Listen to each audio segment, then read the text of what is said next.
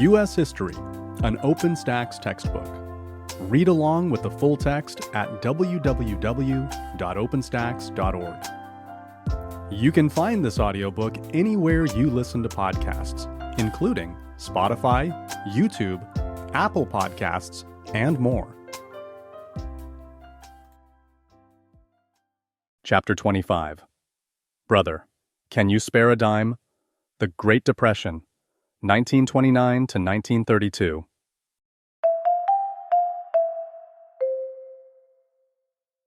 Introduction. On March 4, 1929, at his presidential inauguration, Herbert Hoover stated, "I have no fears for the future of our country. It is bright with hope." Most Americans shared his optimism. They believed that the prosperity of the 1920s would continue, and that the country was moving closer to a land of abundance for all. Little could Hoover imagine that barely a year into his presidency, shantytowns known as Hoovervilles would emerge on the fringes of most major cities, newspapers covering the homeless would be called Hoover blankets, and pants pockets, turned inside out to show their emptiness, would become Hoover flags. The stock market crash of October 1929 set the Great Depression into motion. But other factors were at the root of the problem, propelled onward by a series of both human-made and natural catastrophes. Anticipating a short downturn and living under an ethos of free enterprise and individualism, Americans suffered mightily in the first years of the Depression. As conditions worsened and the government failed to act, they grew increasingly desperate for change. While Hoover could not be blamed for the Great Depression, his failure to address the nation's hardships would remain his legacy.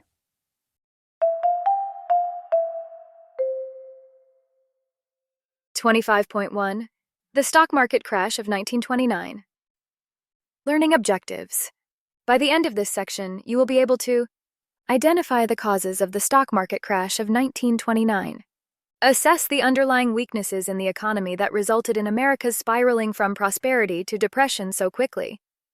Compare how the stock market crash impacted different groups in America. Herbert Hoover became president at a time of ongoing prosperity in the country. Americans hoped he would continue to lead the country through still more economic growth, and neither he nor the country was ready for the unraveling that followed. But Hoover's moderate policies, based upon a strongly held belief in the spirit of American individualism, were not enough to stem the ever-growing problems, and the economy slipped further and further into the Great Depression. While it is misleading to view the stock market crash of 1929 as the sole cause of the Great Depression, the dramatic events of that October did play a role in the downward spiral of the American economy. The crash, which took place less than a year after Hoover was inaugurated, was the most extreme sign of the economy's weakness. Multiple factors contributed to the crash, which in turn caused a consumer panic that drove the economy even further downhill in ways that neither Hoover nor the financial industry was able to restrain. Hoover, like many others at the time, thought and hoped that the country would right itself with limited government intervention. This was not the case, however, and millions of Americans sank into grinding poverty. The early days of Hoover's presidency. Upon his inauguration, President Hoover set forth an agenda that he hoped would continue the Coolidge prosperity of the previous administration. While accepting the Republican Party's presidential nomination in 1928, Hoover commented, "Given the chance to go forward with the policies of the last 8 years, we shall soon, with the help of God, be in sight of the day when poverty will be banished from this nation forever." In the spirit of normalcy that defined the Republican ascendancy of the 1920s, Hoover planned to immediately overhaul federal regulations with the intention of allowing the nation's economy to grow unfettered by any controls. The role of the government, he contended, should be to create a partnership with the American people, in which the latter would rise or fall on their own merits and abilities. He felt the less government intervention in their lives, the better. Yet, to listen to Hoover's later reflections on Franklin Roosevelt's first term in office, one could easily mistake his vision for America for the one held by his successor. Speaking in 1936 before an audience in Denver, Colorado, he acknowledged that it was always his intent as president to ensure a nation built of homeowners and farm owners. We want to see more and more of them insured against death and accident, unemployment and old age, he declared. We want them all secure. Such humanitarianism was not uncommon to Hoover. Throughout his early career in public service, he was committed to relief for people around the world. In 1900, he coordinated relief efforts for foreign nationals trapped in China during the Boxer Rebellion. At the outset of World War I, he led the food relief effort in Europe, specifically helping millions of Belgians who faced German forces. President Woodrow Wilson subsequently appointed him head of the U.S. Food Administration to coordinate rationing efforts in America, as well as to secure essential food items for the Allied forces and citizens in Europe. Hoover's first months in office hinted at the reformist, humanitarian spirit that he had displayed throughout his career. He continued the civil service reform of the early 20th century by expanding opportunities for employment throughout the federal government. In response to the Teapot Dome affair, which had occurred during the Harding administration, he invalidated several private oil leases on public lands. He directed the Department of Justice, through its Bureau of Investigation, to crack down on organized crime, resulting in the arrest and imprisonment of Al Capone. By the summer of 1929, he had signed into law the creation of a federal farm board to help farmers with government price supports, expanded tax cuts across all income classes, and set aside federal funds to clean up slums in major American cities. To directly assist several overlooked populations, he created the Veterans Administration and expanded veterans' hospitals, established the Federal Bureau of Prisons to oversee incarceration conditions nationwide, and reorganized the Bureau of Indian Affairs to further protect Native Americans. Just prior to the stock market crash, he even proposed the creation of an old age pension program, promising $50 monthly to all Americans over the age of 65, a proposal remarkably similar to the Social Security benefit that would become a hallmark of Roosevelt's subsequent New Deal programs. As the summer of 1929 came to a close, Hoover remained a popular successor to Calvin Silent Cal Coolidge, and all signs pointed to a highly successful administration. The Great Crash. The promise of the Hoover administration was cut short when the stock market lost almost one-half its value in the fall of 1929, plunging many Americans into financial ruin. However, as a singular event, the stock market crash itself did not cause the Great Depression that followed. In fact, only approximately 10% of American households held stock investments and speculated in the market. Yet nearly a third would lose their lifelong savings and jobs in the ensuing depression. The connection between the crash and the subsequent decade of hardship was complex, involving underlying weaknesses in the economy that many policymakers had long ignored. What was the crash? To understand the crash, it is useful to address the decade that preceded it. The prosperous 1920s ushered in a feeling of euphoria among middle-class and wealthy Americans, and people began to speculate on wilder investments. The government was a willing partner in this endeavor. The Federal Reserve followed a brief post-war recession in 1920 to 1921 with a policy of setting interest rates artificially low, as well as easing the reserve requirements on the nation's largest banks. As a result, the money supply in the U.S. increased by nearly 60%, which convinced even more Americans of the safety of investing in questionable schemes. They felt that prosperity was boundless and that extreme risks were likely tickets to wealth. Named for Charles Ponzi, the original Ponzi schemes emerged early in the 1920s to encourage novice investors to divert funds to unfounded ventures, which in reality simply used new investors' funds to pay off older investors as the schemes grew in size. Speculation, where investors purchased into high-risk schemes that they hoped would pay off quickly, became the norm. Several banks, including deposit institutions that originally avoided investment loans, began to offer easy credit, allowing people to invest, even when they lacked the money to do so. An example of this mindset was the Florida land boom of the 1920s. Real estate developers touted Florida as a tropical paradise, and investors went all in, buying land they had never seen with money they didn't have, and selling it for even higher prices. The Florida land boom went bust in 1925 to 1926. A combination of negative press about the speculative nature of the boom, IRS investigations into the questionable financial practices of several land brokers, and a railroad embargo that limited the delivery of construction supplies into the region significantly hampered investor interest. The subsequent Great Miami Hurricane of 1926 drove most land developers into outright bankruptcy. However, speculation continued throughout the decade, this time in the stock market. Buyers purchased stock on margin, buying for a small down payment with borrowed money, with the intention of quickly selling at a much higher price before the remaining payment came due, which worked well as long as prices continued to rise. Speculators were aided by retail stock brokerage firms, which catered to average investors anxious to play the market but lacking direct ties to investment banking houses or larger brokerage firms. When prices began to fluctuate in the summer of 1929, investors sought excuses to continue their speculation. When fluctuations turned to outright and steady losses, everyone started to sell.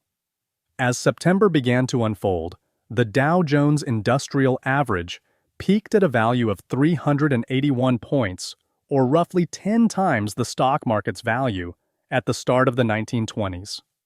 Several warning signs portended the impending crash, but went unheeded by Americans still giddy over the potential fortunes that speculation might promise. A brief downturn in the market on September 18, 1929, raised questions among more seasoned investment bankers, leading some to predict an end to high stock values, but did little to stem the tide of investment. Even the collapse of the London Stock Exchange on September 20 failed to fully curtail the optimism of American investors.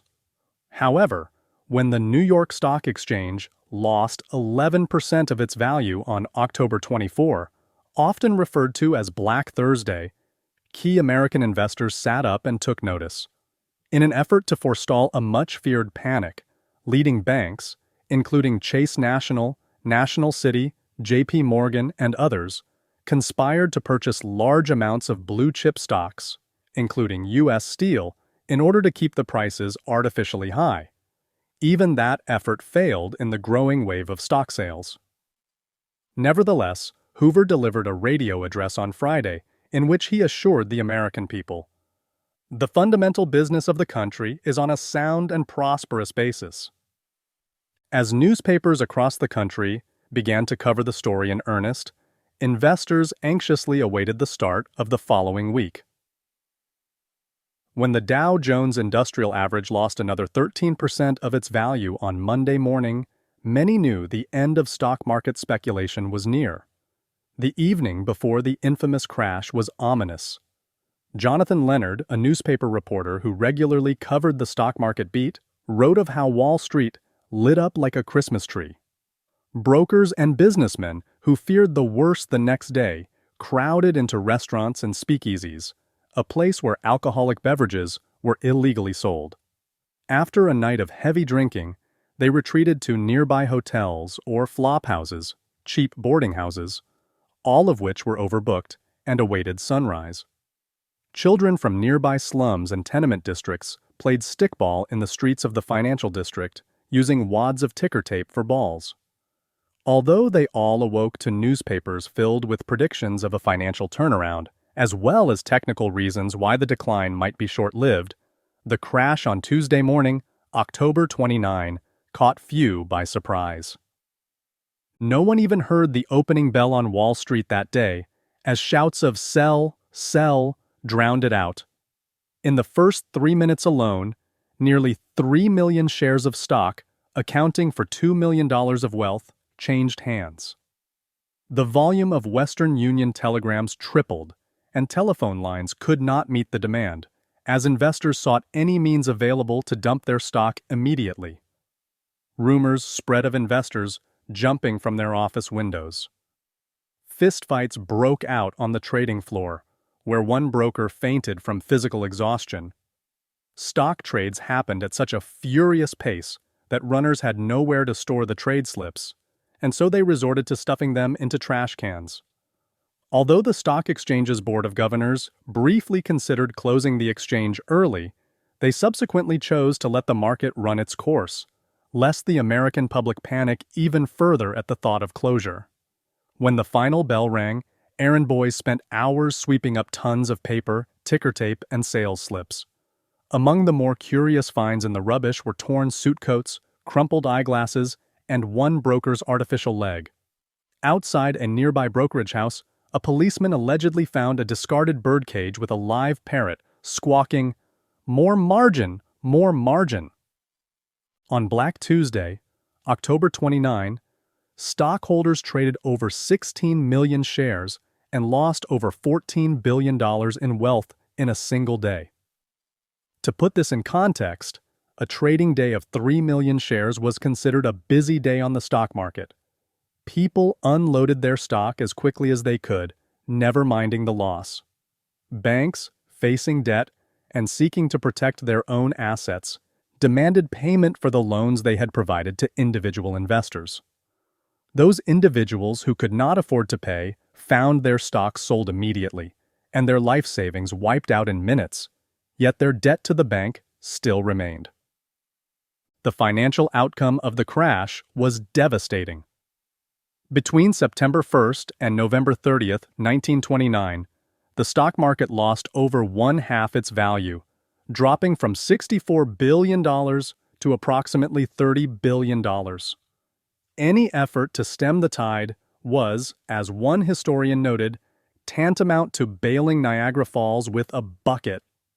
The crash affected many more than the relatively few Americans who invested in the stock market. While only 10% of households had investments, over 90% of all banks had invested in the stock market. Many banks failed due to their dwindling cash reserves. This was in part due to the Federal Reserve lowering the limits of cash reserves that banks were traditionally required to hold in their vaults, as well as the fact that many banks invested in the stock market themselves.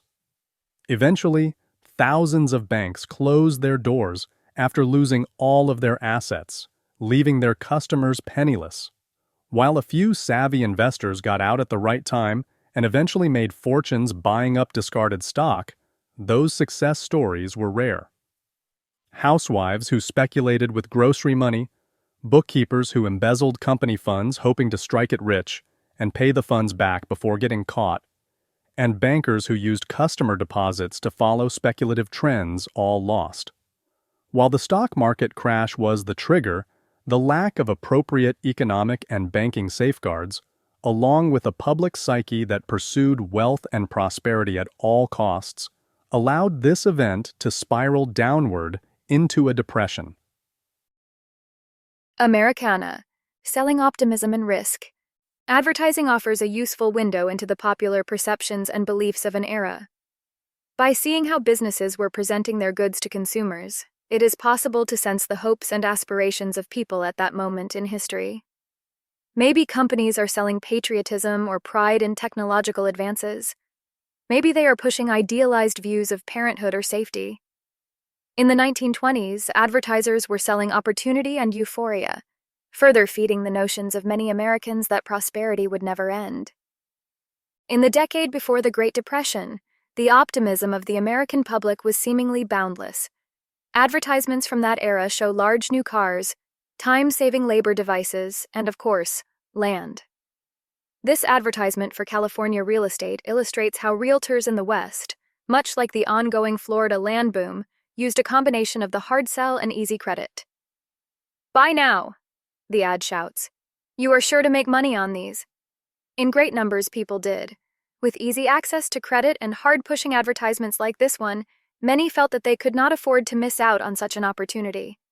Unfortunately, overspeculation in California and hurricanes along the Gulf Coast and in Florida conspired to burst this land bubble, and would-be millionaires were left with nothing but the ads that once pulled them in. Causes of the crash. The crash of 1929 did not occur in a vacuum, nor did it cause the Great Depression. Rather, it was a tipping point where the underlying weaknesses in the economy, specifically in the nation's banking system, came to the fore. It also represented both the end of an era characterized by blind faith in American exceptionalism and the beginning of one in which citizens began increasingly to question some long-held American values. A number of factors played a role in bringing the stock market to this point and contributed to the downward trend in the market, which continued well into the 1930s. In addition to the Federal Reserve's questionable policies and misguided banking practices, three primary reasons for the collapse of the stock market were international economic woes, poor income distribution, and the psychology of public confidence. After World War I, both America's allies and the defeated nations of Germany and Austria contended with disastrous economies. The Allies owed large amounts of money to U.S. banks, which had advanced them money during the war effort. Unable to repay these debts, the Allies looked to reparations from Germany and Austria to help. The economies of those countries, however, were struggling badly, and they could not pay their reparations, despite the loans that the U.S. provided to assist with their payments. The U.S. government refused to forgive these loans, and American banks were in the position of extending additional private loans to foreign governments, who used them to repay their debts to the U.S. government, essentially shifting their obligations to private banks. When other countries began to default on this second wave of private bank loans, still more strain was placed on U.S. banks, which soon sought to liquidate these loans at the first sign of a stock market crisis. Poor income distribution among Americans compounded the problem. A strong stock market relies on today's buyers becoming tomorrow's sellers, and therefore, it must always have an influx of new buyers. In the 1920s, this was not the case. 80% of American families had virtually no savings, and only 0.5% to 1% of Americans controlled over a third of the wealth. This scenario meant that there were no new buyers coming into the marketplace, and nowhere for sellers to unload their stock as the speculation came to a close. In addition, the vast majority of Americans with limited savings lost their accounts as local banks closed, and likewise lost their jobs as investment in business and industry came to a screeching halt. Finally, one of the most important factors in the crash was the contagion effect of panic. For much of the 1920s, the public felt confident that prosperity would continue forever, and therefore, in a self-fulfilling cycle, the market continued to grow. But once the panic began, it spread quickly and with the same cyclical results. People were worried that the market was going down, they sold their stock, and the market continued to drop. This was partly due to Americans' inability to weather market volatility, given the limited cash surpluses they had on hand, as well as their psychological concern that economic recovery might never happen. In the aftermath of the crash, After the crash, Hoover announced that the economy was fundamentally sound. On the last day of trading in 1929, the New York Stock Exchange held its annual wild and lavish party, complete with confetti, musicians, and illegal alcohol. The U.S. Department of Labor predicted that 1930 would be a splendid employment year. These sentiments were not as baseless as it may seem in hindsight. Historically, markets cycled up and down, and periods of growth were often followed by downturns that corrected themselves. But this time, there was no market correction. Rather, the abrupt shock of the crash was followed by an even more devastating depression. Investors, along with the general public, withdrew their money from banks by the thousands, fearing the banks would go under. The more people pulled out their money in bank runs, the closer the banks came to insolvency. The contagion effect of the crash grew quickly. With investors losing billions of dollars, they invested very little in new or expanded businesses. At this time, two industries had the greatest impact on the country's economic future in terms of investment, potential growth, and employment: automotive and construction. After the crash, both were hit hard. In November 1929, fewer cars were built than in any other month since November 1919. Even before the crash, widespread saturation of the market meant that few Americans bought them, leading to a slowdown. Afterward, very few could afford luxury cars like Stutz, Duesenberg, and Pierce Arrow, so these car companies gradually went out of business in the 1930s. In construction, the drop-off was even more dramatic. It would be another 30 years before a new hotel or theater was built in New York City. The Empire State Building itself stood half empty for years after being completed in 1931. The damage to major industries led to and reflected limited purchasing by both consumers and businesses. Even those Americans who continued to make a modest income during the Great Depression lost the drive for conspicuous consumption that they exhibited in the 1920s. People with less money to buy goods could not help businesses grow. In turn, businesses with no market for their products could not hire workers or purchase raw materials. Employers began to lay off workers. The country's gross national product declined by over 25% within a year, and wages and salaries declined by $4 billion. Unemployment tripled, from 1.5 million at the end of 1929 to 4.5 million by the end of 1930. By mid-1930, the slide into economic chaos had begun, but was nowhere near complete. The new reality for Americans. For most Americans, the crash affected daily life in myriad ways. In the immediate aftermath, there was a run on the banks, where citizens took their money out, if they could get it, and hid their savings under mattresses, in bookshelves, or anywhere else they felt was safe. Some went so far as to exchange their dollars for gold and ship it out of the country. A number of banks failed outright, and others, in their attempts to stay solvent, called in loans that people could not afford to repay. Working-class Americans saw their wages drop. Even Henry Ford, the champion of a high minimum wage, began lowering wages by as much as $1 a day. Southern cotton planters paid workers only 20 cents for every 100 pounds of cotton picked, meaning that the strongest picker might earn 60 cents for a 14-hour day of work. Cities struggled to collect property taxes and subsequently laid off teachers and police. The new hardships that people faced were not always immediately apparent. Many communities felt the changes but could not necessarily look out their windows and see anything different. Men who lost their jobs didn't stand on street corners begging. They disappeared. They might be found keeping warm by a trash can bonfire or picking through garbage at dawn, but mostly they stayed out of public view. As the effects of the crash continued, however, the results became more evident. Those living in cities grew accustomed to seeing long bread lines of unemployed men waiting for a meal. Companies fired workers and tore down employee housing to avoid paying property taxes. The landscape of the country had changed. The hardships of the Great Depression threw family life into disarray. Both marriage and birth rates declined in the decade after the crash. The most vulnerable members of society, children, women, minorities, and the working class, struggled the most.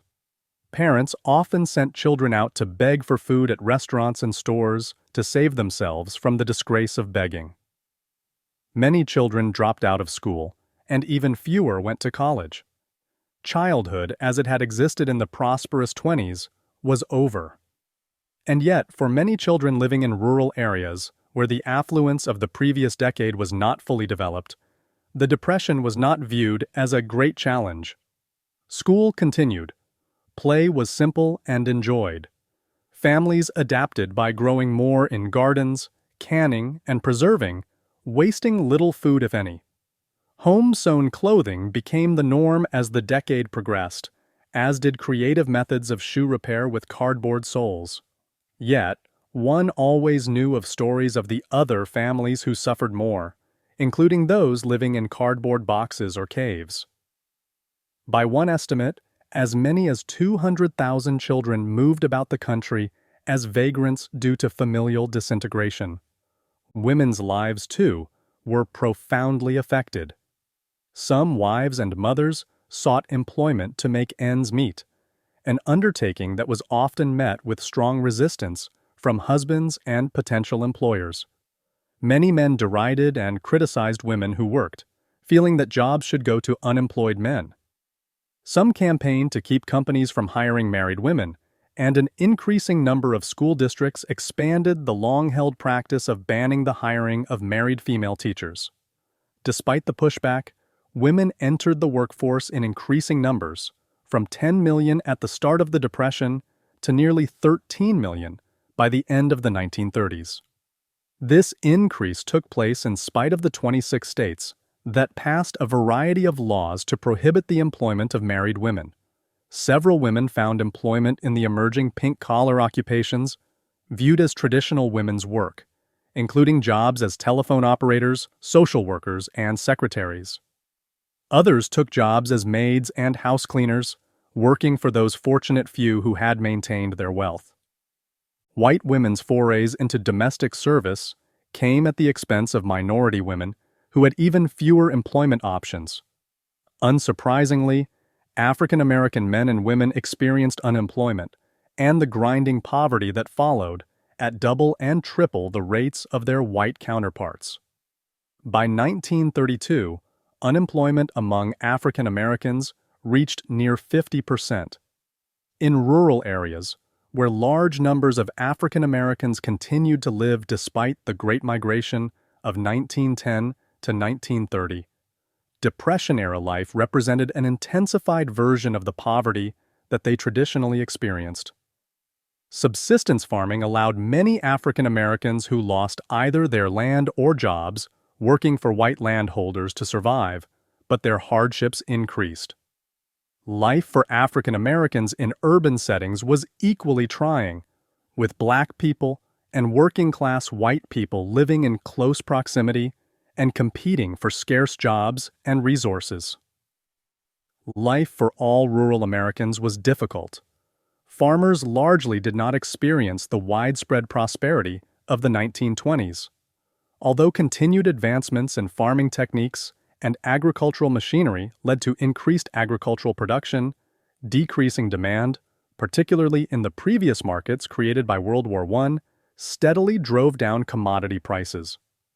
As a result, farmers could barely pay the debt they owed on machinery and land mortgages, and even then could do so only as a result of generous lines of credit from banks.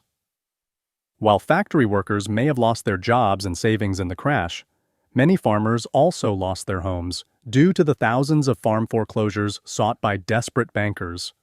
Between 1930 and 1935, nearly 750,000 family farms disappeared through foreclosure or bankruptcy.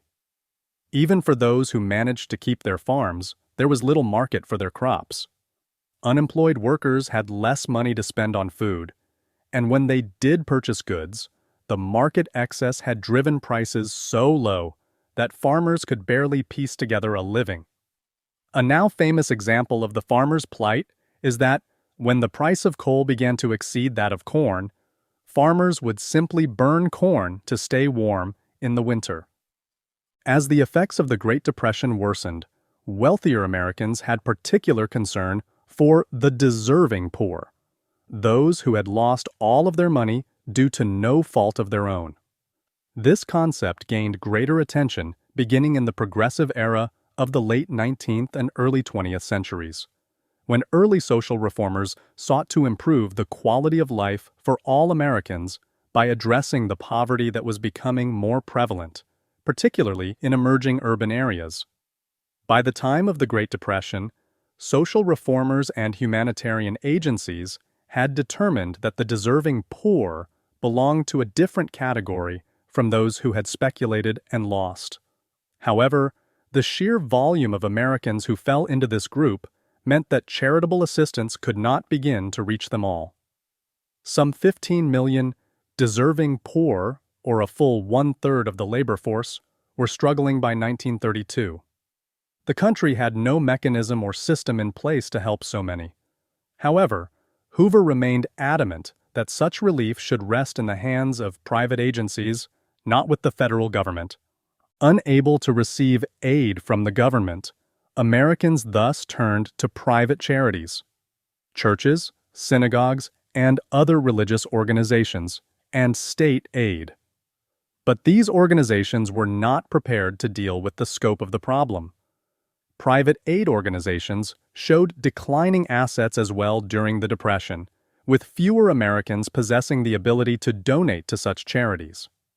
Likewise, state governments were particularly ill-equipped. Governor Franklin D. Roosevelt was the first to institute a Department of Welfare in New York in 1922. City governments had equally little to offer.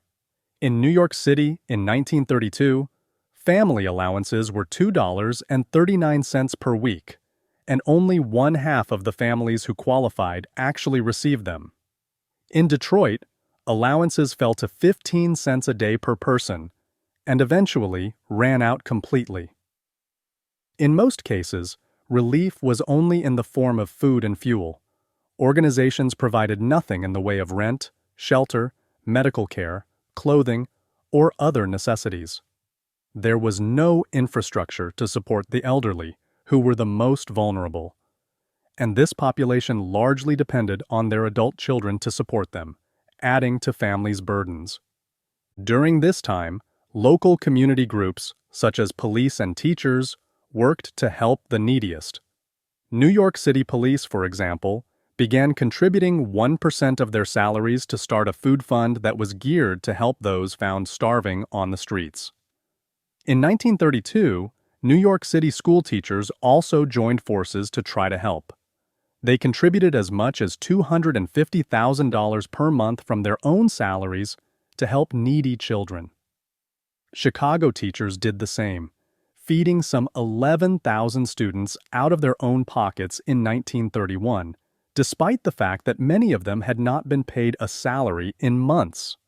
These noble efforts, however, failed to fully address the level of desperation that the American public was facing.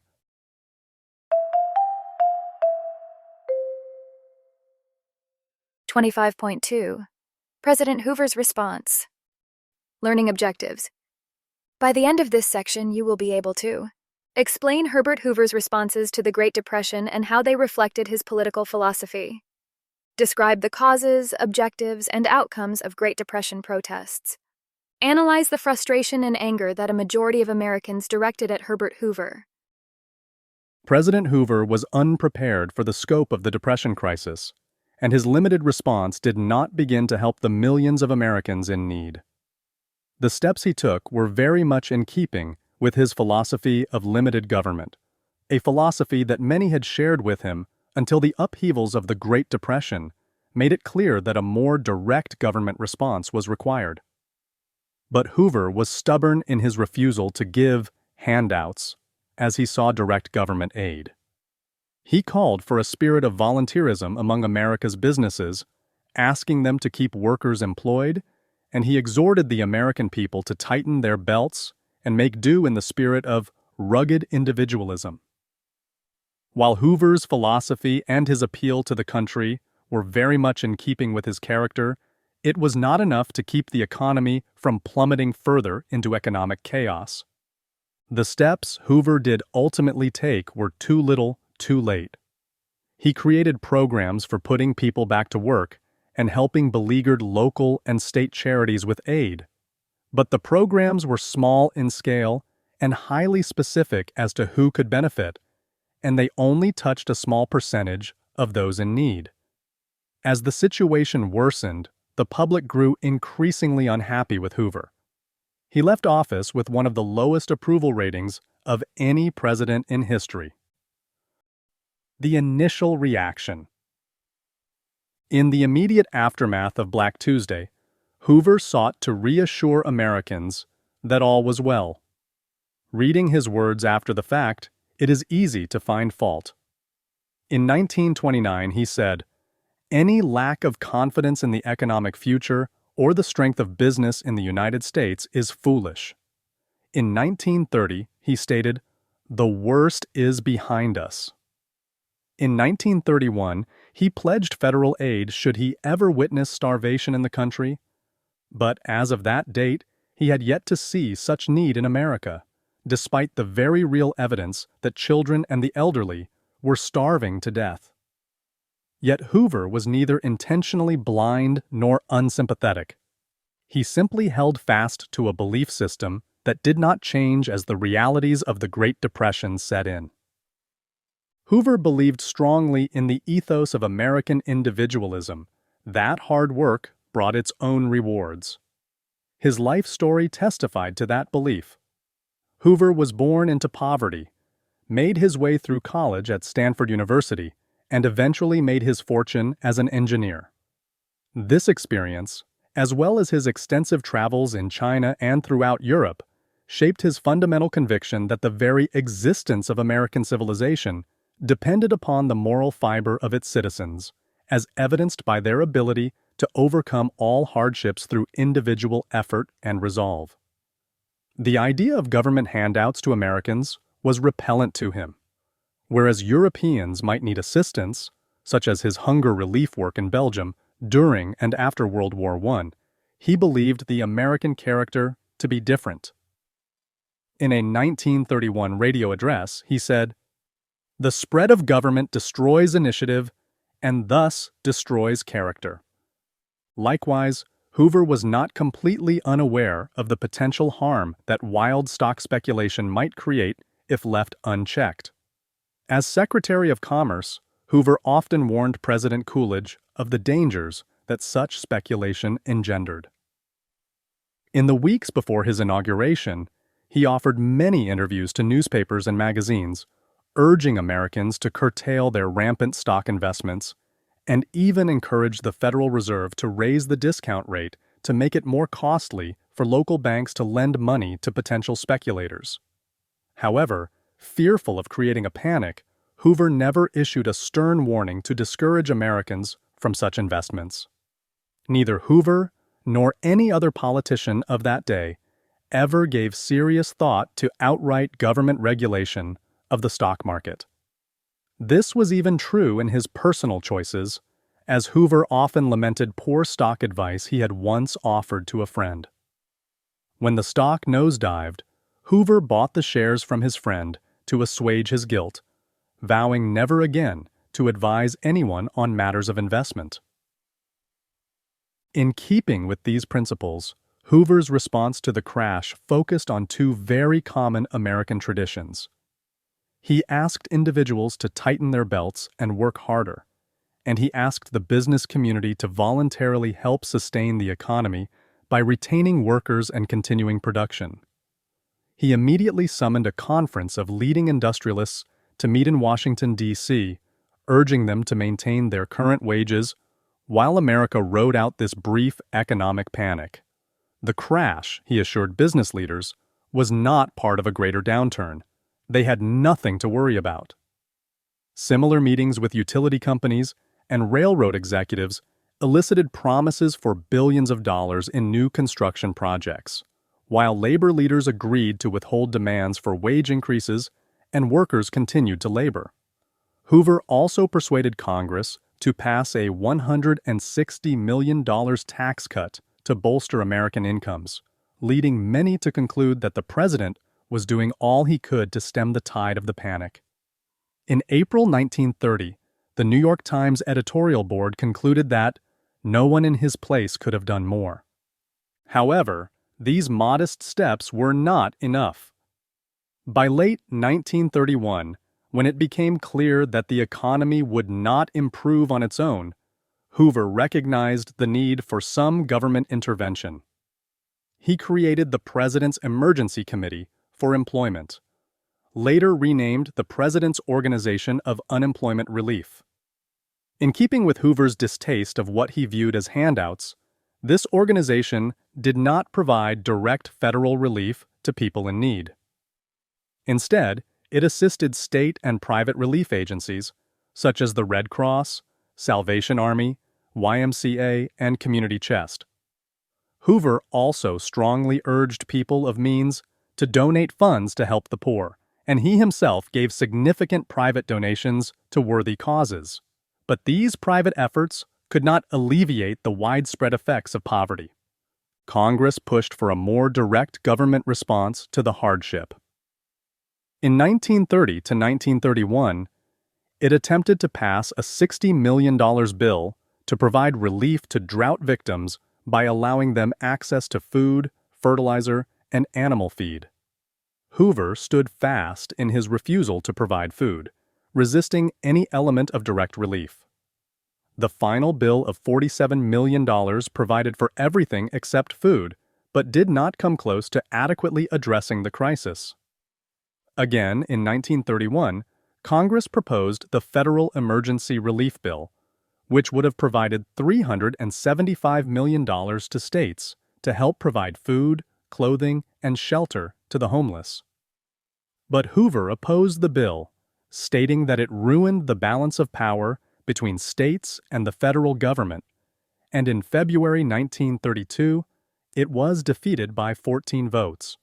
However, the president's adamant opposition to direct relief federal government programs should not be viewed as one of indifference or uncaring toward the suffering American people. His personal sympathy for those in need was boundless. Hoover was one of only 3 presidents to reject his salary for the office he held. Throughout the Great Depression, he donated an average of $25,000 annually to various relief organizations to assist in their efforts. Furthermore, he helped to raise $500,000 in private funds to support the White House Conference on Child Health and Welfare in 1930.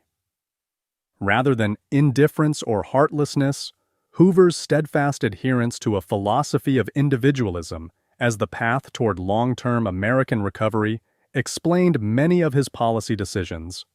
"A voluntary deed," he repeatedly commented, "is infinitely more precious to our national ideal and spirit than 1,000-fold poured from the treasury." As conditions worsened, however, Hoover eventually relaxed his opposition to federal relief and formed the Reconstruction Finance Corporation, RFC, in 1932, in part because it was an election year and Hoover hoped to keep his office. Although not a form of direct relief to the American people in greatest need, the RFC was much larger in scope than any preceding effort, setting aside $2 billion in taxpayer money to rescue banks, credit unions, and insurance companies. The goal was to boost confidence in the nation's financial institutions by ensuring that they were on solid footing. This model was flawed on a number of levels. First, the program only lent money to banks with sufficient collateral, which meant that most of the aid went to large banks. In fact, of the first $61 million loaned, $41 million went to just 3 banks. Small town and rural banks got almost nothing. Furthermore, at this time, confidence in financial institutions was not the primary concern of most Americans. They needed food and jobs. Many had no money to put into the banks, no matter how confident they were that the banks were safe. Hoover's other attempt at federal assistance also occurred in 1932, when he endorsed a bill by Senator Robert Wagner of New York. This was the Emergency Relief and Construction Act. This act authorized the RFC to expand beyond loans to financial institutions and allotted give billion-dollar to states to fund local public works projects. This program failed to deliver the kind of help needed, however, as Hoover severely limited the types of projects it could fund to those that were ultimately self-paying, such as toll bridges and public housing, and those that required skilled workers. While well-intended, these programs maintained the status quo, and there was still no direct federal relief to the individuals who so desperately needed it. Public reaction to Hoover. Hoover's steadfast resistance to government aid cost him the re-election and has placed him squarely at the forefront of the most unpopular presidents, according to public opinion, in modern American history. His name became synonymous with the poverty of the era. Hoovervilles became the common name for homeless shantytowns and Hoover blankets for the newspapers that the homeless used to keep warm. A Hoover flag was a pants pocket, empty of all money, turned inside out. By the 1932 election, hitchhikers held up signs reading, "If you don't give me a ride, I'll vote for Hoover." Americans did not necessarily believe that Hoover caused the Great Depression. Their anger stemmed instead from what appeared to be a willful refusal to help regular citizens with direct aid that might allow them to recover from the crisis. Frustration and protest. A bad situation grows worse for Hoover. Desperation and frustration often create emotional responses, and the Great Depression was no exception. Throughout 1931 to 1932, companies trying to stay afloat sharply cut worker wages, and in response, workers protested in increasingly bitter strikes. As the Depression unfolded, over 80% of automotive workers lost their jobs. Even the typically prosperous Ford Motor Company laid off 2/3 of its workforce. In 1932, a major strike at the Ford Motor Company factory near Detroit resulted in over 60 injuries and 4 deaths. Often referred to as the Ford Hunger March, the event unfolded as a planned demonstration among unemployed Ford workers who, to protest their desperate situation, marched 9 miles from Detroit to the company's River Rouge plant in Dearborn. At the Dearborn city limits, local police launched tear gas at the roughly 3,000 protesters who responded by throwing stones and clods of dirt.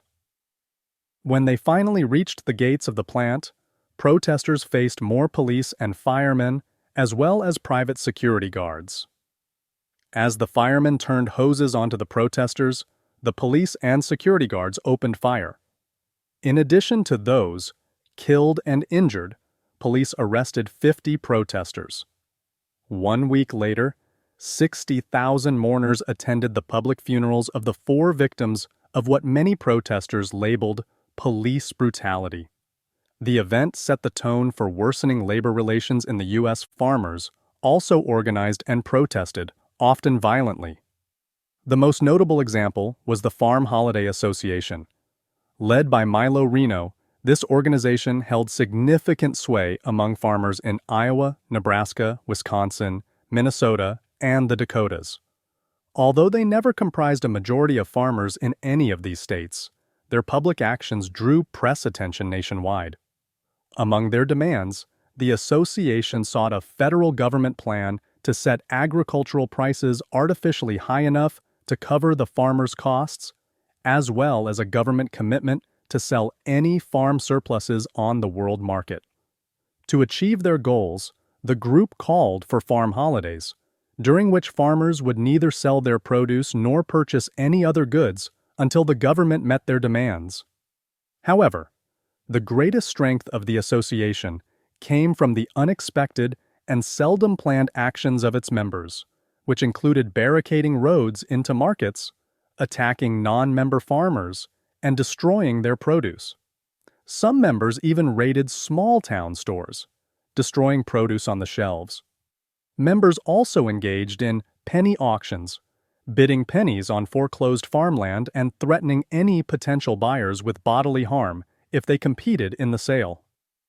Once they won the auction, the association returned the land to the original owner. In Iowa, farmers threatened to hang a local judge if he signed any more farm foreclosures. At least one death occurred as a direct result of these protests before they waned following the election of Franklin Roosevelt. One of the most notable protest movements occurred toward the end of Hoover's presidency and centered on the Bonus Expeditionary Force, or Bonus Army, in the spring of 1932. In this protest, approximately 15,000 World War I veterans marched on Washington to demand early payment of their veteran bonuses, which were not due to be paid until 1945. The group camped out in vacant federal buildings and set up camps in Anacostia Flats, near the Capitol building. Many veterans remained in the city in protest for nearly 2 months, although the U.S. Senate officially rejected their request in July. By the middle of that month, Hoover wanted them gone. He ordered the police to empty the buildings and clear out the camps, and in the exchange that followed, police fired into the crowd, killing 2 veterans. Fearing an armed uprising, Hoover then ordered General Douglas MacArthur, along with his aides, Dwight Eisenhower and George Patton, to forcibly remove the veterans from Anacostia Flats. The ensuing raid proved catastrophic, as the military burned down the shantytown and injured dozens of people, including a 12-week-old infant who was killed when accidentally struck by a tear gas canister. As Americans bore witness to photographs and newsreels of the U.S. Army forcibly removing veterans, Hoover's popularity plummeted even further. By the summer of 1932, he was largely a defeated man. His pessimism and failure mirrored that of the nation's citizens. America was a country in desperate need of a charismatic leader to restore public confidence as well as provide concrete solutions to pull the economy out of the Great Depression.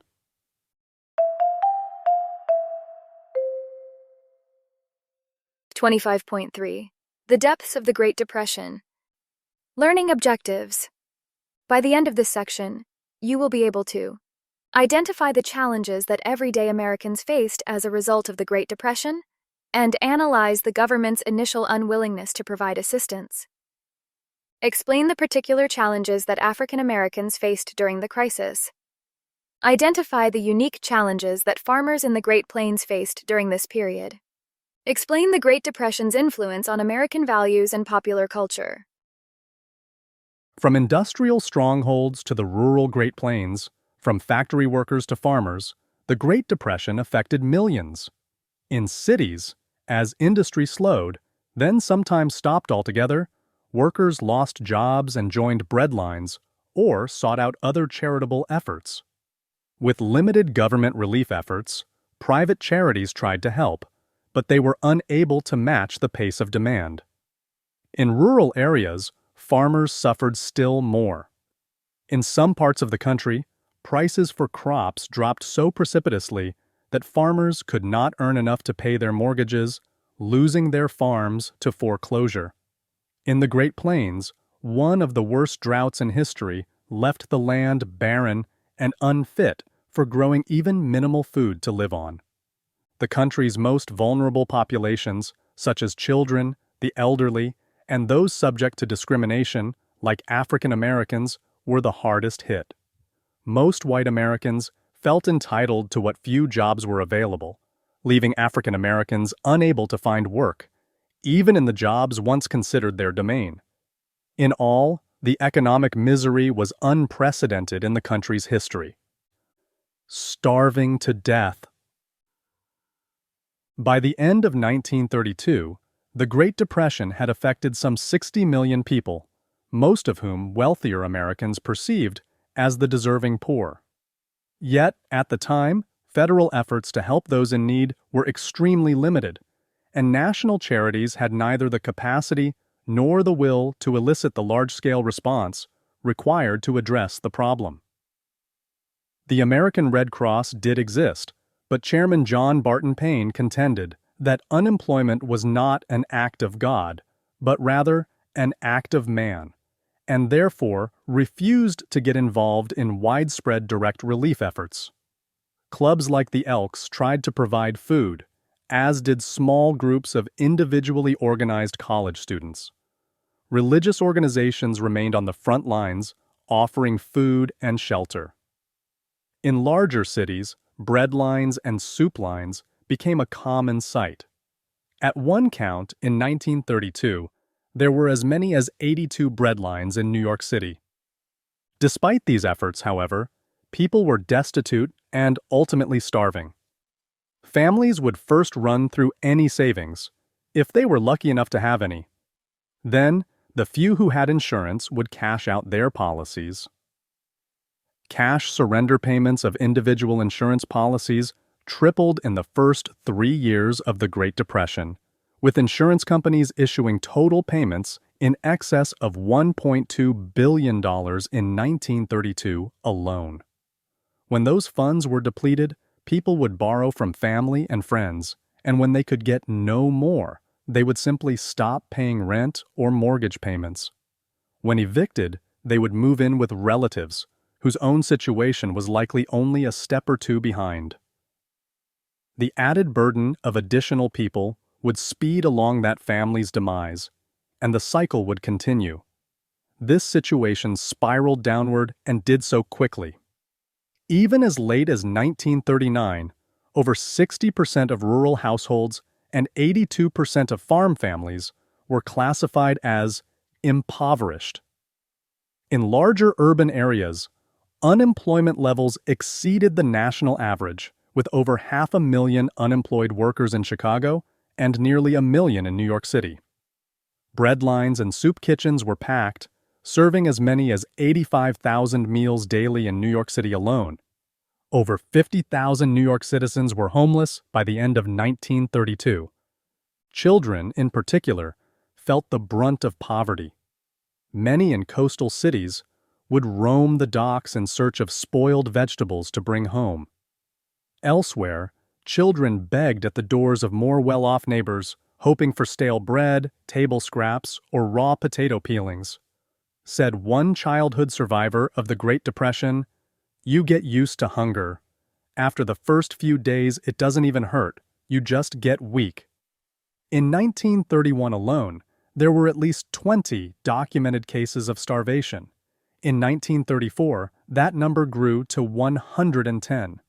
In rural areas where such documentation was lacking, the number was likely far higher.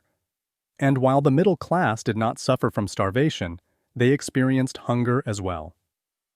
By the time Hoover left office in 1933, the poor survived not on relief efforts, but because they had learned to be poor.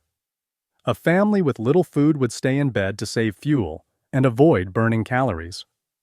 People began eating parts of animals that had normally been considered waste. They scavenged for scrap wood to burn in the furnace, and when electricity was turned off, it was not uncommon to try and tap into a neighbor's wire. Family members swapped clothes. Sisters might take turns going to church in the one dress they owned. As one girl in a mountain town told her teacher, who had said to go home and get food, "I can't. It's my sister's turn to eat." Black and poor. African Americans and the Great Depression. Most African Americans did not participate in the land boom and stock market speculation that preceded the crash, but that did not stop the effects of the Great Depression from hitting them particularly hard.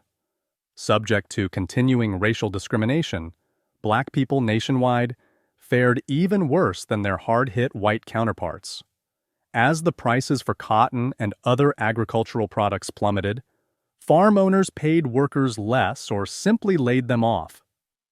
Landlords evicted sharecroppers, and even those who owned their land outright had to abandon it when there was no way to earn any income.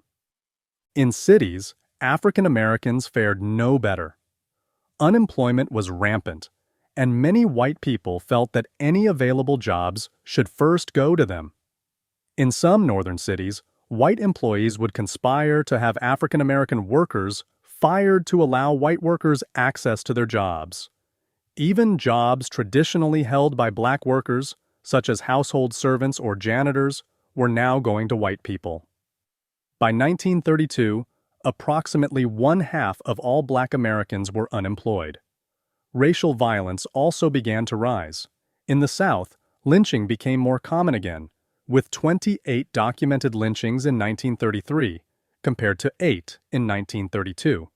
Since communities were preoccupied with their own hardships, and organizing civil rights efforts was a long, difficult process, many resigned themselves to, or even ignored, this culture of racism and violence. Occasionally, however, an incident was notorious enough to gain national attention. One such incident was the case of the Scottsboro Boys. In 1931, 9 Black boys, who had been riding the rails, were arrested for vagrancy and disorderly conduct after an altercation with some white travelers on the train. 2 young white women, who had been dressed as boys and traveling with a group of white boys, came forward and said that the Black boys had raped them. The case, which was tried in Scottsboro, Alabama, illuminated decades of racial hatred and illustrated the injustice of the court system. Despite significant evidence that the women had not been raped at all, along with one of the women subsequently recanting her testimony, the all-white jury quickly convicted the boys and sentenced all but one of them to death. The verdict broke through the veil of indifference toward the plight of African Americans, and protest erupted among newspaper editors, academics, and social reformers in the North. The Communist Party of the United States offered to handle the case and sought retrial. The NAACP later joined in this effort. In all, the case was tried 3 separate times. The series of trials and retrials, appeals, and overturned convictions shone a spotlight on a system that provided poor legal counsel and relied on all white juries. In October 1932, the U.S. Supreme Court agreed with the Communist Party's defense attorneys that the defendants had been denied adequate legal representation at the original trial, and that due process as provided by the 14th Amendment had been denied as a result of the exclusion of any potential Black jurors. Eventually, most of the accused received lengthy prison terms and subsequent parole, but avoided the death penalty. The Scottsboro case ultimately laid some of the early groundwork for the modern American civil rights movement. Alabama granted posthumous pardons to all defendants in 2013. Environmental catastrophe meets economic hardship. The Dust Bowl. Despite the widely held belief that rural Americans suffered less in the Great Depression due to their ability to at least grow their own food, this was not the case. Farmers, ranchers, and their families suffered more than any group other than African Americans during the Depression. From the turn of the century through much of World War I, farmers in the Great Plains experienced prosperity due to unusually good growing conditions, high commodity prices, and generous government farming policies that led to a rush for land. As the federal government continued to purchase all excess produce for the war effort, farmers and ranchers fell into several bad practices, including mortgaging their farms and borrowing money against future production in order to expand. However, after the war, prosperity rapidly dwindled, particularly during the recession of 1921. Seeking to recoup their losses through economies of scale, in which they would expand their production even further to take full advantage of their available land and machinery, farmers plowed under native grasses to plant acre after acre of wheat, with little regard for the long-term repercussions to the soil. Regardless of these misguided efforts, commodity prices continued to drop, finally plummeting in 1929 when the price of wheat dropped from $2 to 40 cents per bushel. Exacerbating the problem was a massive drought that began in 1931 and lasted for 8 terrible years.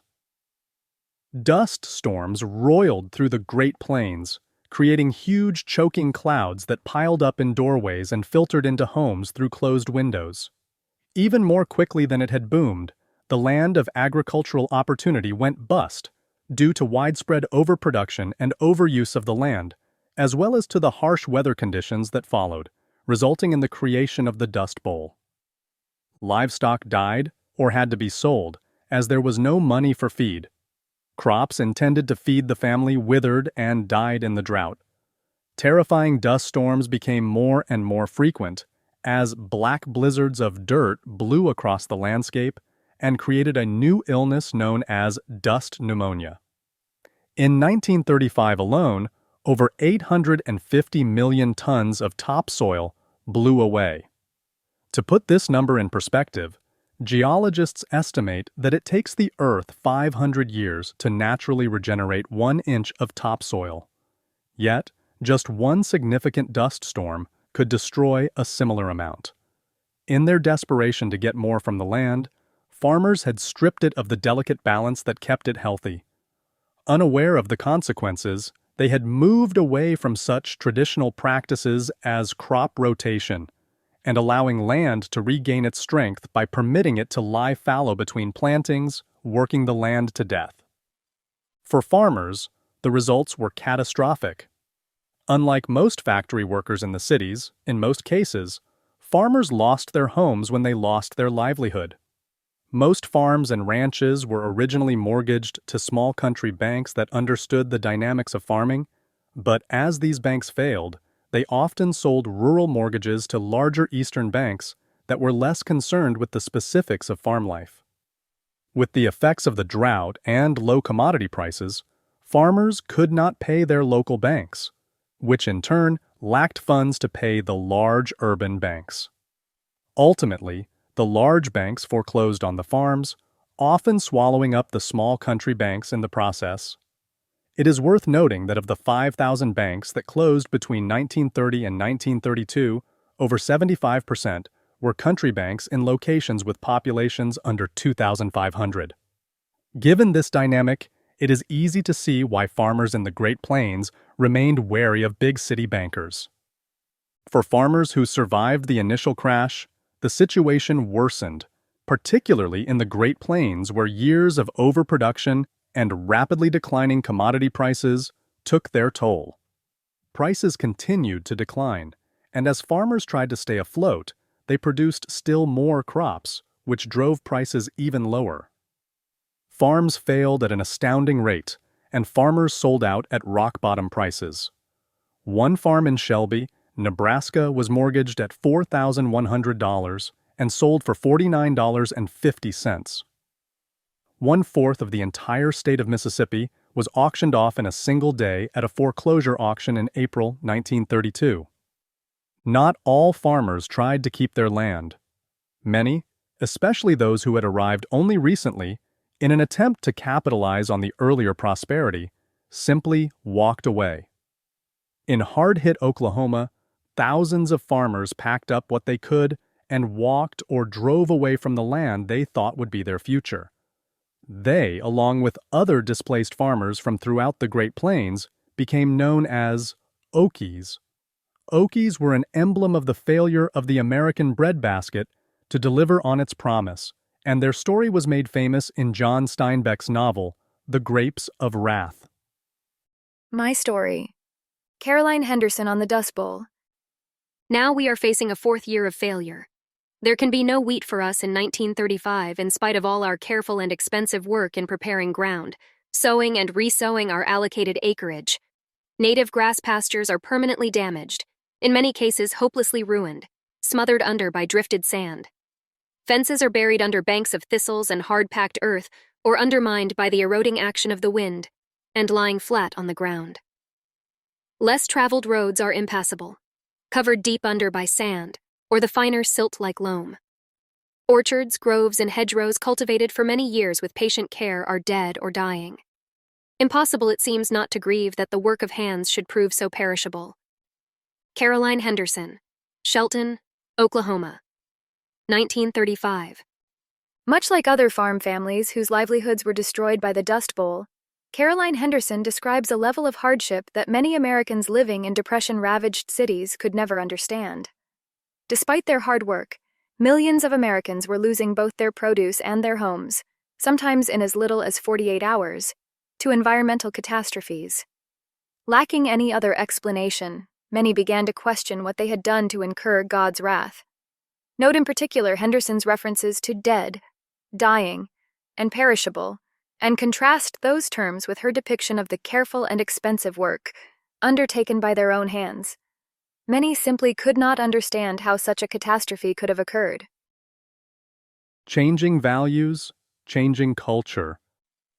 In the decades before the Great Depression, and particularly in the 1920s, American culture largely reflected the values of individualism, self-reliance, and material success through competition. Novels like F. Scott Fitzgerald's The Great Gatsby and Sinclair Lewis's Babbitt portrayed wealth and the self-made man in America, albeit in a critical fashion. In film, many silent movies, such as Charlie Chaplin's The Gold Rush, depicted the rags-to-riches fable that Americans so loved. With the shift in U.S. fortunes, however, came a shift in values, and with it, a new cultural reflection. The arts revealed a new emphasis on the welfare of the whole and the importance of community in preserving family life. While box office sales briefly declined at the beginning of the Depression, they quickly rebounded. Movies offered a way for Americans to think of better times, and people were willing to pay 25 cents for a chance to escape, at least for a few hours. Even more than escapism, other films at the close of the decade reflected on the sense of community and family values that Americans struggled to maintain throughout the entire Depression. John Ford's screen version of Steinbeck's The Grapes of Wrath came out in 1940, portraying the haunting story of the Joad family's exodus from their Oklahoma farm to California in search of a better life. Their journey leads them to realize that they need to join a larger social movement, communism, dedicated to bettering the lives of all people. Tom Joad says, "Well, maybe it's like Casey says, a fella ain't got a soul of his own, but only a piece of a soul, the one big soul that belongs to everybody." The greater lesson learned was one of the strength of community in the face of individual adversity. Another trope was that of the hard-working everyman against greedy banks and corporations. This was perhaps best portrayed in the movies of Frank Capra, whose Mr. Smith Goes to Washington was emblematic of his work. In this 1939 film, Jimmy Stewart plays a legislator sent to Washington to finish out the term of a deceased senator. While there, he fights corruption to ensure the construction of a boys' camp in his hometown, rather than a dam project that would only serve to line the pockets of a few. He ultimately engages in a 2-day filibuster, standing up to the power players to do what's right. The Depression era was a favorite of Capra's to depict in his films, including It's a Wonderful Life, released in 1946. In this film, Jimmy Stewart runs a family-owned savings and loan, which at one point faces a bank run, similar to those seen in 1929 to 1930. In the end, community support helps Stewart retain his business and home against the unscrupulous actions of a wealthy banker who sought to bring ruin to his family. Finally, there was a great deal of pure escapism in the popular culture of the Depression. Even the songs found in films reminded many viewers of the bygone days of prosperity and happiness, from Al Dubin and Henry Warren's hit, We're in the Money, to the popular Happy Days Are Here Again. The latter eventually became the theme song of Franklin Roosevelt's 1932 presidential campaign. People wanted to forget their worries and enjoy the madcap antics of the Marx Brothers, the youthful charm of Shirley Temple, the dazzling dances of Fred Astaire and Ginger Rogers, or the comforting morals of the Andy Hardy series. The Hardy series, 9 films in all, produced by MGM from 1936 to 1940, starred Judy Garland and Mickey Rooney, and all followed the adventures of a small-town judge and his son. No matter what the challenge, it was never so big that it could not be solved with a musical production put on by the neighborhood kids, bringing together friends and family members in a warm display of community values. All of these movies reinforced traditional American values, which suffered during these hard times, in part due to declining marriage and birth rates and increased domestic violence. At the same time, however, they reflected an increased interest in sex and sexuality. While the birth rate was dropping, surveys in Fortune magazine in 1936 to 1937 found that 2/3 of college students favored birth control, and that 50% of men and 25% of women admitted to premarital sex, continuing a trend among younger Americans that had begun to emerge in the 1920s. Contraceptive sales soared during the decade, and again, culture reflected this shift. Blonde bombshell Mae West was famous for her sexual innuendos, and her flirtatious persona was hugely popular, although it got her banned on radio broadcasts throughout the Midwest. Whether West or Garland, Chaplin or Stewart, American film continued to be a barometer of American values and their challenges through the decade. Americana. Brother, can you spare a dime? They used to tell me I was building a dream, and so I followed the mob. When there was earth to plow or guns to bear, I was always there, right on the job. They used to tell me I was building a dream, with peace and glory ahead. Why should I be standing in line, just waiting for bread?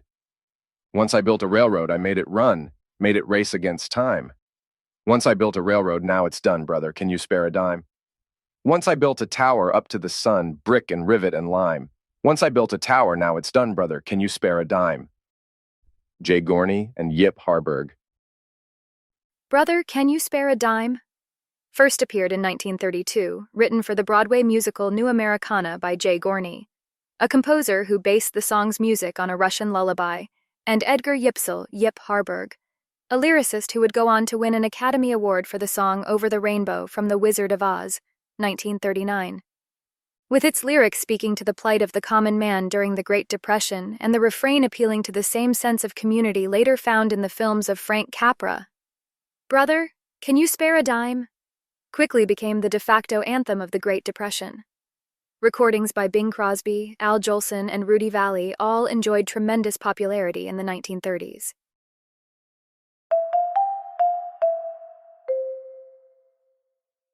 (25.4) Assessing the Hoover years on the eve of the New Deal. Learning objectives. By the end of this section, you will be able to identify the successes and failures of Herbert Hoover's presidency, determine the fairness and accuracy of assessments of Hoover's presidency. As so much of the Hoover presidency is circumscribed by the onset of the Great Depression, one must be careful in assessing his successes and failures, so as not to attribute all blame to Hoover. Given the suffering that many Americans endured between the fall of 1929 and Franklin Roosevelt's inauguration in the spring of 1933, it is easy to lay much of the blame at Hoover's doorstep. However, the extent to which Hoover was constrained by the economic circumstances unfolding well before he assumed office offers a few mitigating factors. Put simply, Hoover did not cause the stock market crash. However, his stubborn adherence to a questionable belief in American individualism, despite mounting evidence that people were starving, requires that some blame be attributed to his policies, or lack thereof, for the depth and length of the Depression. Yet, Hoover's presidency was much more than simply combating the Depression. To assess the extent of his inability to provide meaningful national leadership through the darkest months of the Depression, his other policies require consideration. Hoover's foreign policy. Although it was a relatively quiet period for U.S. diplomacy, Hoover did help to usher in a period of positive relations, specifically with several Latin American neighbors. This would establish the basis for Franklin Roosevelt's Good Neighbor policy. After a goodwill tour of Central American countries immediately following his election in 1928, Hoover shaped the subsequent Clark Memorandum, released in 1930, which largely repudiated the previous Roosevelt corollary, establishing a basis for unlimited American military intervention throughout Latin America. To the contrary, through the memorandum, Hoover asserted that greater emphasis should be placed upon the older Monroe Doctrine, in which the U.S. pledged assistance to her Latin American neighbors should any European powers interfere in Western Hemisphere affairs. Hoover further strengthened relations to the South by withdrawing American troops from Haiti and Nicaragua. Additionally, he outlined with Secretary of State Henry Stimson the Hoover-Stimson Doctrine, which announced that the United States would never recognize claims to territories seized by force, a direct response to the recent Japanese invasion of Manchuria. Other diplomatic overtures met with less success for Hoover. Most notably, in an effort to support the American economy during the early stages of the Depression, the president signed into law the Smoot-Hawley Tariff in 1930. The law, which raised tariffs on thousands of imports, was intended to increase sales of American-made goods, but predictably angered foreign trade partners who in turn raised their tariffs on American imports, thus shrinking international trade and closing additional markets to desperate American manufacturers. As a result, the global depression worsened further. A similar attempt to spur the world economy, known as the Hoover Moratorium, likewise met with great opposition and little economic benefit. Issued in 1931, the moratorium called for a halt to World War I reparations to be paid by Germany to France, as well as forgiveness of Allied war debts to the U.S. Hoover and civil rights. Holding true to his belief in individualism, Hoover saw little need for significant civil rights legislation during his presidency, including any overtures from the NAACP to endorse federal anti-lynching legislation. He felt African Americans would benefit more from education and assimilation than from federal legislation or programs. Yet he failed to recognize that, at this time in history, federal legislation and programs were required to ensure equal opportunities. Hoover did give special attention to the improvement of Native American conditions, beginning with his selection of Charles Curtis as his vice presidential running mate in the 1928 election.